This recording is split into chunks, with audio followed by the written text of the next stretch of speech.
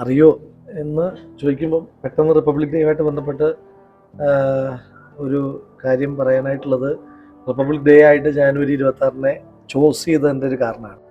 സത്യത്തിൽ ഭരണഘടന കോൺസ്റ്റിറ്റ്യൂവൻ്റ് അസംബ്ലിയോട് ഭരണഘടന ഡ്രാഫ്റ്റ് ചെയ്യാൻ പറഞ്ഞ് ഡ്രാഫ്റ്റിംഗ് എല്ലാം പൂർത്തീകരിച്ച് സത്യത്തിൽ നവംബർ 26 അതിൻ്റെ എല്ലാം പൂർത്തീകരിക്കപ്പെട്ടതാണ്. പിന്നെയും 2 മാസം കൂടെ വെയിറ്റ് ചെയ്യപ്പെട്ടു. അത് എന്തുകൊണ്ട് നവംബർ 26 വന്നില്ല? കാരണം നവംബർ 26 സാധാരണ ആഘോഷമാക്കാറുണ്ട്. നവംബർ 26 നമ്മുടെ ഭരണഘടന നിലവിൽ വരാതെ ജനുവരി 26 ഭരണഘടന നിലവിൽ വരുന്നതിന് പിന്നിൽ ഒരു കാരണമുണ്ട്. മുൻപ് കോൺഗ്രസിൻ്റെ ഒരു സമ്മേളനം പൂർണ്ണ സ്വരാജ് ഡിമാൻഡ് ചെയ്യുകയും ആ ജാനുവരി 26 ഇന്ത്യയുടെ സ്വാതന്ത്ര്യ ദിനമായി ആഘോഷിക്കുകയും ചെയ്തിരുന്നൊരു പശ്ചാത്തലമുണ്ട്. അപ്പോൾ പൂർണ്ണ സ്വരാജ് അതിനു മുമ്പ് പല ഘട്ടമായിട്ട് നമ്മുടെ മെച്ചപ്പെട്ട അവകാശങ്ങൾ പറഞ്ഞു, നമ്മൾ കൂടി ഭരണ പങ്കാളിത്തം ആവശ്യപ്പെട്ടു, ഡൊമിനിയൻ സ്റ്റാറ്റസ് ആവശ്യപ്പെട്ടു, അങ്ങനെ ഒരുപാട് ആവശ്യങ്ങൾ ഉന്നയിച്ചാണ് നമ്മൾ പൂർണ്ണ സ്വരാജ് കംപ്ലീറ്റ് ഇൻഡിപെൻഡൻസ് വേണം എന്ന് പറയുന്നത്. അതിനുശേഷമാണ് ജനുവരി 26 സ്വാതന്ത്ര്യ ദിനം.